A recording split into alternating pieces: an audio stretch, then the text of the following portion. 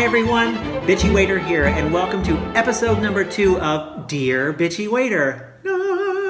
Yes, this is the show where I answer questions that people have sent in to me because after working in the food and beverage industry for about 35,000 fucking years, apparently I have some insight. So a lot of times people want my opinion. So I reached out, asked for people to send me their questions, and lo and behold, people did it. So I poured myself a glass of wine, I got my laptop here, and I'm ready to answer some questions. But before we do that, I do need to remind you all that you should be following me on Instagram and Twitter, at Bitchy Waiter. Yes! Get up, do that right now, please, at Bitchy Waiter, Instagram and Twitter, because I love me some social media. I love Facebook, I love Twitter, I love them all. Snapchat, not a fan. So, got my wine, and we're going to read our first question. This comes from Eli.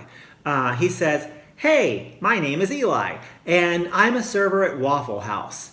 I usually work midnight shifts, so you can imagine the drunks that come in. I wanted to know how you deal with severely intoxicated customers that are super rowdy and obnoxious and rude without causing a scene. Thanks." Well, Eli, I have to say, if you're working the midnight shift at Waffle House, get used to it, right? Does anybody go into Waffle House after midnight if they are not fucked up? Because I don't think so. Personally, I've never been to a Waffle House. I've driven by a lot of them, and just seeing them gives me shivers because I bet everybody in there is all drunk and rowdy. So here's what I would suggest for you, Eli.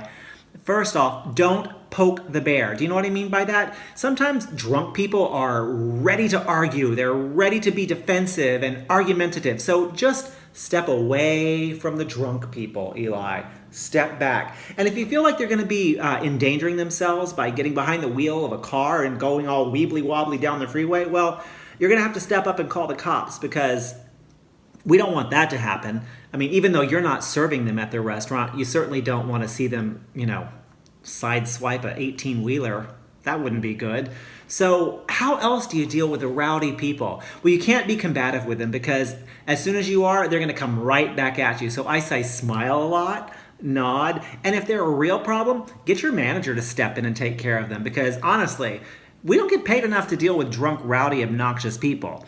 I mean, to an extent, yes, but if you're making $2.13 an hour, you hand that shit off to the manager who's making the big bucks at like $7.75 an hour because they get paid for that. So it's not the best advice, but I don't know. If you work at Waffle House, I guess that's kind of what you have to deal with, right?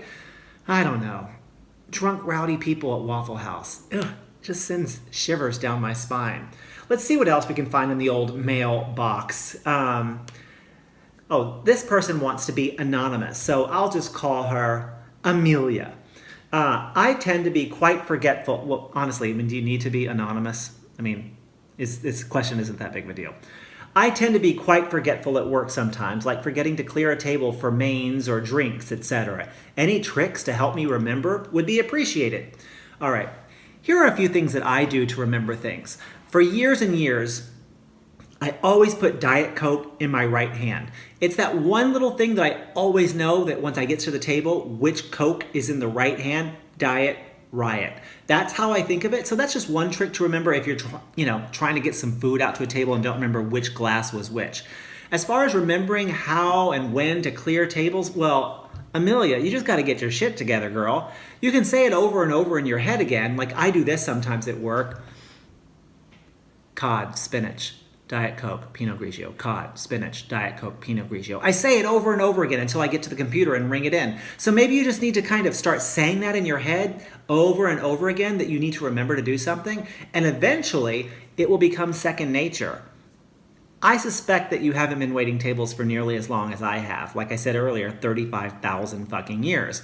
So for me, I usually just remember to do things because my body would just curl up and die if I wasn't looking for a plate to clear. So here's what I'm going to suggest for you, Amelia. Just remember that whenever you clear a plate, now how can I say this?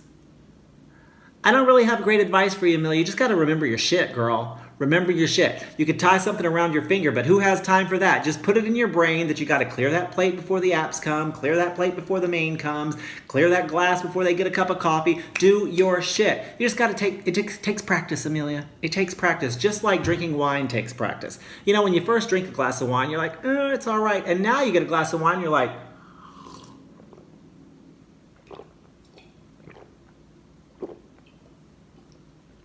oh, wine, it's delicious. So Amelia, look at your tables like I look at this glass of wine as a challenge that you can overcome. Have a great day, everybody. If you have a question that you would like a sort of answer from, send it to me, sideofmustard@gmail.com, and put in the subject line advice so I know what to look for. Find me on Instagram and Twitter @BitchyWaiter. You can go to Amazon.com and buy my book right there, The Bitchy Waiter. So have a great day, everybody, and thanks so much. I need some wine. Tip your server.